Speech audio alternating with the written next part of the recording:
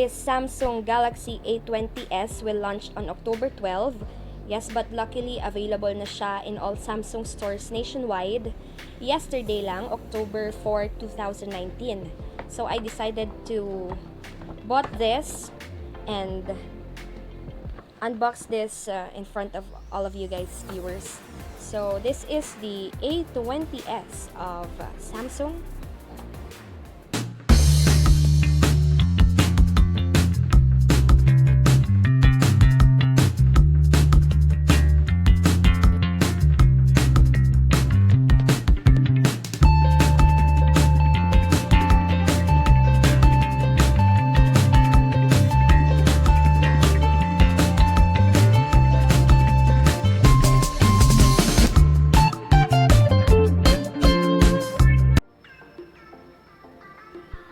Okay, so let's start with the unboxing. So this is the box. Yes, A20S Galaxy. And Samsung Galaxy A20S. Yes, 64 gig Infinity V display, triple camera, and fast charger. Fast charging. So when you open the box, ito yung makikita natin. The unit.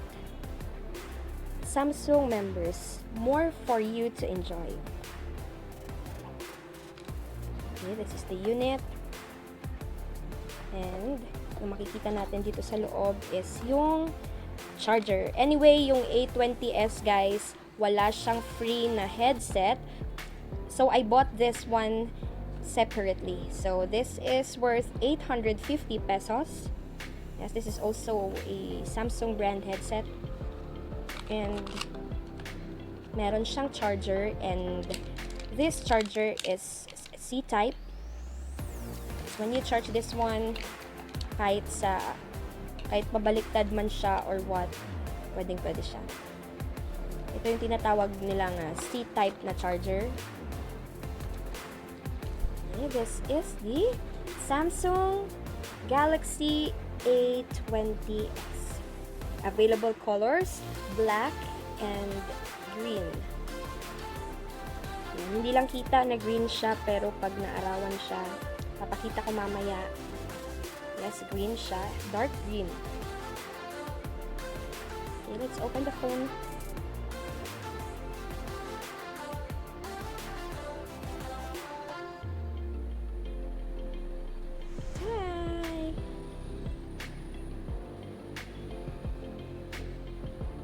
Ganyan siya katagal mag-open. Ito pala yung back part niya guys. Triple camera siya.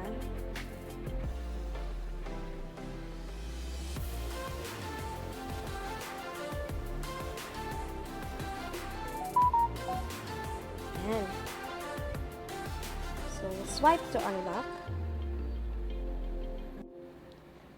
Okay, for the specs or specifications of this Samsung Galaxy A20S, it has 6.5-inch HD Plus display, Snapdragon 450 chipset, 4 GB RAM, 64 GB of storage or ROM, 13 MP plus 8 MP plus 5 MP triple rear cameras, 8 MP front camera, 4000 mAh battery life with 15 watts fast charging.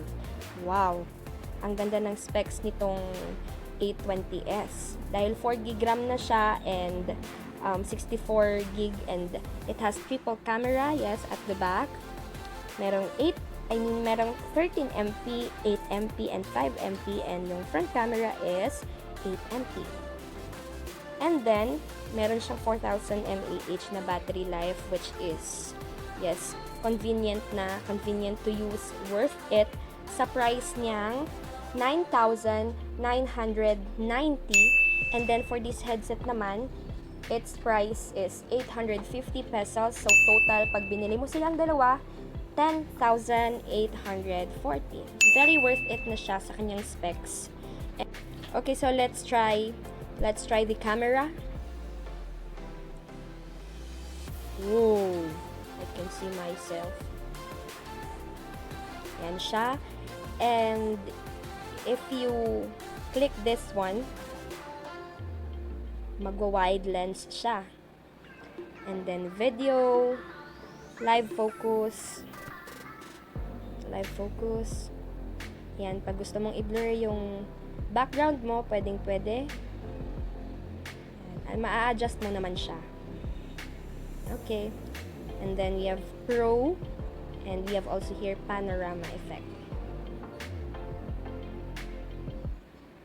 So for its applications naman, yes, you can download everything here.